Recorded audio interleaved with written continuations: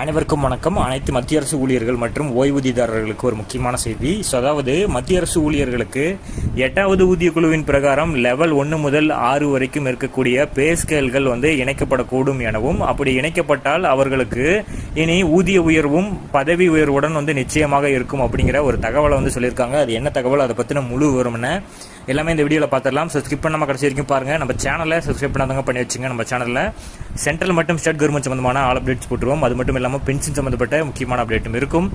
மறக்காம சப்ஸ்கிரைப் பண்ணிருங்க. வாங்க வீடியோக்குள்ள போகலாம்.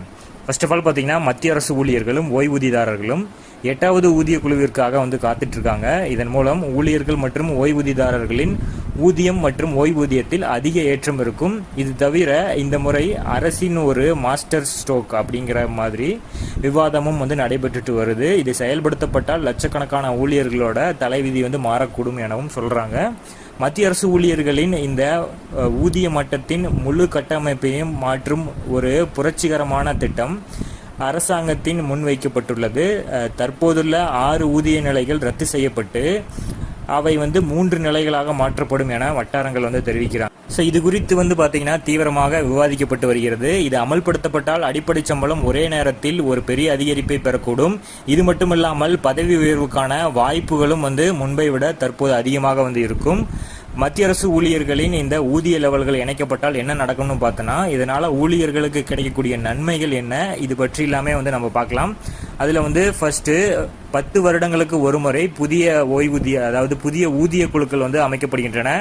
இவை அன்றைய காலத்திற்கு ஏற்ப மத்திய அரசு ஊழியர்களின் சம்பளம், கொடுப்பனர்வு மற்றும் ஓய்வூதியத்தை திருத்துகின்றன.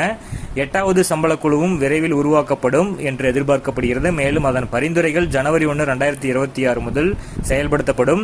இது நாட்டின் 50 லட்சத்திற்கும் மேற்பட்ட ஊழியர்களுக்கும் 65 லட்சத்திற்கும் மேற்பட்ட ஓய்வூதியதாரர்களுக்கும் நேரடியாக பயனளிக்கும். 8வது சம்பள குழுவை பொறுத்தவரை பொதுவாக அனைவரின் பார்வையும் அடிப்படை சம்பளத்தில் நிர்ணயிக்கும் பிட்மன் ஃபேக்டர் மீது உள்ளது. 7வது சம்பள குழுவில் பிட்மன் ஃபேக்டர் 2.57 இருந்தது. இதன் காரணமாக குறைஞ்சபட்ச அடிப்படை சம்பளம் 7,000 18,000 அதிகரித்தது.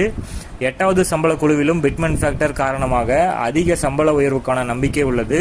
ஊழிய சங்கங்களும் மற்றும் நிபுணர்களும் அரசாங்கத்திற்கு ஊதிய நிலைகளின் இணைப்பு என்ற மிக முக்கியமான ஆலோசனைகளை வழங்கியுள்ளனர். கீழ் மற்றும் நடுத்தர நிலை ஊழியர்களின் சம்பளம் மற்றும் தொழில் வளர்ச்சியின் மெதுவான வேகத்தை விரைவுபடுத்துவதே இதன் முக்கிய நோக்கமாகும். 7வது சம்பள குழுவின் கீழ் உள்ள ஆரம்ப நிலையில் அதாவது 6 நிலைகளை இணைத்து 3 புதிய மற்றும் சக்தி வாய்ந்த நிலைகளாக உருவாக்குவதே இந்த முன்மொழிவின் நோக்கமாக இருக்கும். இந்த இணைப்பின் கீழ் பின்வருமாறு ஏற்றுக்கொள்ளப்படும். அதாவது தற்போதைய நிலை 1 மற்றும் நிலை 2 இரண்டையும் இணைத்து புதிய நிலை ஏ உருவாக்கப்படலாம். அதே மாதிரி தற்போதுள்ள நிலை 3 மற்றும் நிலை 4 இணைத்து புதிய நிலை பி உருவாக்கப்படலாம். அடுத்ததா தற்போதுள்ள நிலை 5 மற்றும் நிலை 6 இணைத்து புதிய நிலை சியை உருவாக்கலாம்.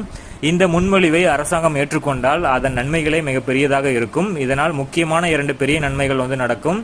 அடிப்படை சம்பளத்தில் அதிகரிப்பு. இது அதன் மிகப்பெரிய மற்றும் நேரடி நன்மை. 2 லெவல்கள் இணைக்கப்படும் பொழுது புதிய லெவலின் தொடக்க அடிப்படை சம்பளம் எப்போதும் உயர் லெவலுக்கு சமமாகவோ அல்லது அதிகமாகவோ வைக்கப்படும்.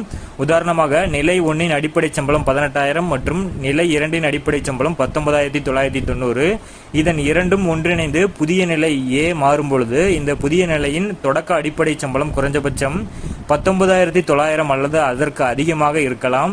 அதாவது இப்போது 18,000 பெறும் ஒரு ஊழியரின் அடிப்படை சம்பளம் ஒரே நேரத்தில் 19,900 அல்லது அதற்கு அதிகமாக உயரும். தற்போது ஒரு ஊழியர் பதவி உயர்வுக்காக பல சிறிய நிலைகளை கடக்க வேண்டும். இதற்கு பல ஆண்டுகள் ஆகும். இணைப்பிற்கு பிறகு இந்த பாதை குறுகியதாகவும் வேகமாகவும் மாறும்.